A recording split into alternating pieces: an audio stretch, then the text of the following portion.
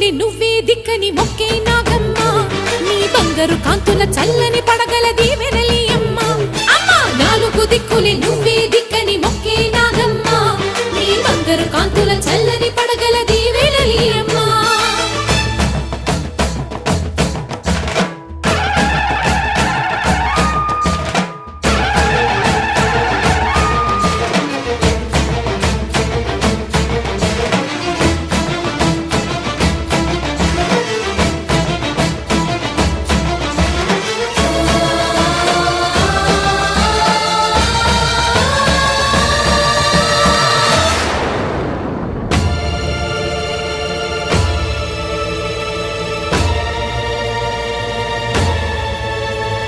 క్షీరాభిమతించు వేళలో పెద్ద కవ్వ పోతాడుగా మారినా